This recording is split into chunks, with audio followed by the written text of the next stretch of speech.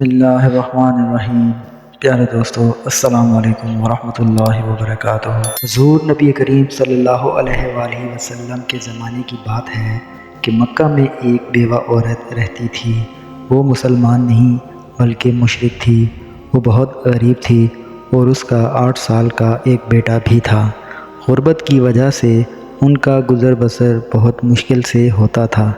ایک دن اس بچے کی ماں گھر آئی تو اس بچے نے کہا کہ ماں، تم دوسری ماؤں کی طرح بالکل نہیں ہو۔ دوسرے بچوں کی مائیں تو نئے نئے کپڑے پہنتی ہیں، لیکن تم تو پھٹے پرانے کپڑے پہنتی ہو۔ ماں نے یہ بات سن کر بیٹے کو گلے لگا لیا اور کہا کہ میرا بیٹا اتنا بڑا ہو گیا ہے کہ اپنی ماں کے حالات کو سمجھنے لگا ہے۔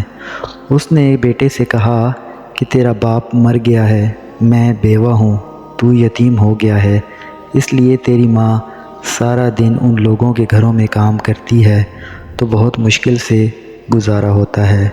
جو بھی میں کماتی ہوں اس سے تیرے لیے کھانے پینے اور پہننے کا بندوبست کرتی ہوں۔ یہ کہہ کر وہ بیٹے کو گلے لگا کر زور زور سے رونے لگی۔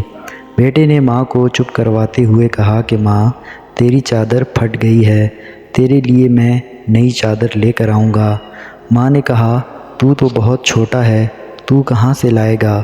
اس نے کہا کہ چچا سے مانگ کر لاؤں گا۔ کہا تیرے چچا نے تو تیرے باپ کی زمین پر قبضہ کر رکھا ہے، وہ بھلا تجھے کیوں کچھ دے گا؟ بچے نے کہا نہیں ماں، میں چچا کے پاس جاؤں گا تو وہ مجھے ضرور دے گا۔ میں ان سے کہوں گا کہ میں زمین لینے نہیں بلکہ ماں کے لیے چادر لینے آیا ہوں۔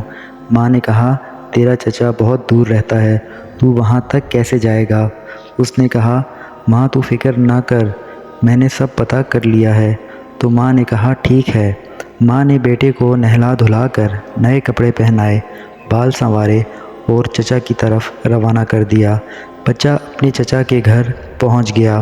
اس نے دیکھا کہ چچا اپنے دوستوں کے ساتھ بیٹھا شراب پی رہا تھا۔ اس نے چچا کو ادب سے مخاطب کیا تو چچا نے پوچھا کہ تو کون ہے؟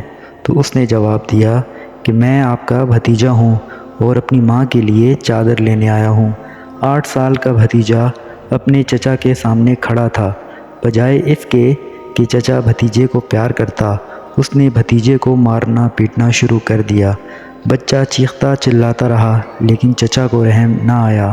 صاف ستھرے کپڑے خون سے بھر گئے۔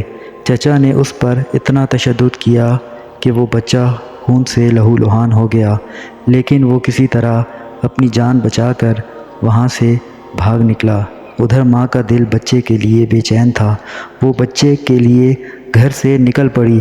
بچہ بھی گھر کی طرف آ رہا تھا کہ راستے میں ایک آدمی ملا۔ بچے سے پوچھا کہ تمہارا یہ حال کس نے کیا ہے؟ اس نے اپنے ساتھ پیش آنے والا واقعہ بیان کر دیا۔ یہ سن کر اس آدمی نے کہا کہ تم خانہ کعبہ میں جاؤ، وہاں حضرت محمد صلی اللہ علیہ وآلہ وسلم ملیں گے، ان سے اپنی ماں کے لیے چادر مانگنا، وہ تمہیں چادر ضرور دیں گے۔ اس آدمی کی بات سننے کے بعد وہ بچہ اپنے گھر چلا گیا۔ ماں سے ملا تو اس کی حالت دیکھ کر ماں بہت روئی۔ اس نے بیٹے کو نہلایا اور اس کی مرہم پٹی کی اور کہا کہ میں نے تجھے کہا تھا کہ چچا تجھے کچھ نہیں دے گا۔ بیٹے نے کہا تم مجھے اجازت دو، میں کسی اور کے پاس جاؤں گا، وہ مجھے ضرور چادر دے دیں گے۔ ماں نے پوچھا کون ہے؟ تو بیٹے نے جواب دیا کہ محمد۔ نے غصے سے کہا کہ خبردار، جو تم نے اس گھر میں محمد کا نام بھی لیا، وہ تو ایک جادوگر ہے، مجنوں ہے، شاعر ہے، تم اس کے پاس ہرگز نہیں جاؤ گے۔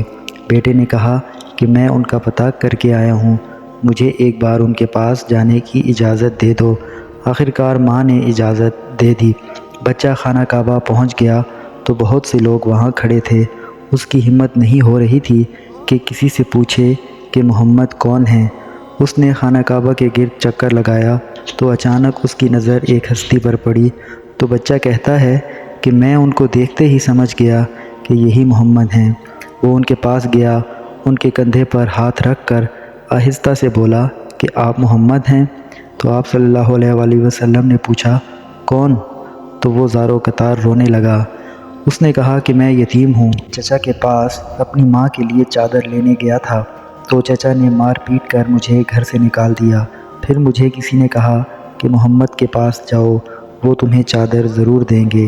آپ صلی اللہ علیہ وآلہ وسلم بچے کی یہ بات سن کر کھڑے ہو گئے اور اس کو گلے سے لگا کر فرمایا کہ میں بھی یتیم ہوں، میری ماں بھی بیوہ تھی، مجھے احساس ہے کہ یتیمی کی زندگی کتنی مشکل ہوتی ہے۔ اس کے بعد آپ صلی اللہ علیہ وآلہ وسلم نے اپنے کندھے سے چادر اتار کر اسے دے دی اور کہا کہ یہ چادر اپنی ماں کو دے دینا، اور آئندہ کسی چیز کی ضرورت ہو تو میرے پاس آ جانا، میں تمہیں ضرور دوں گا۔ اس طرح بچے کی ماں کو دنیا کی سب سے قیمتی اور خوبصورت چادر نصیب ہوئی۔ اس واقعے سے ہمیں نبی پاک صلی اللہ علیہ وآلہ وسلم کے حسن سلوک کا علم ہوتا ہے کہ وہ کسی کی مدد کرتے وقت یہ نہیں پوچھتے کہ وہ مسلمان ہے یا مشرک، بلکہ انسانیت کے ناطے اس کی مدد فرماتے۔ اس لیے ہمیں بھی نبی پاک صلی اللہ علیہ وآلہ وسلم کی سنت کے مطابق زندگی گزارنے کی کوشش کرنی چاہیے۔ محترم ناظرین، اگر آپ کو ویڈیو پسند آئی ہو تو ویڈیو کو لائک کر کے چینل کو سبسکرائب کر لیجئے تاکہ آئندہ آنے والی ویڈیو آپ تک بر وقت پہنچ سکے۔ اللہ حافظ۔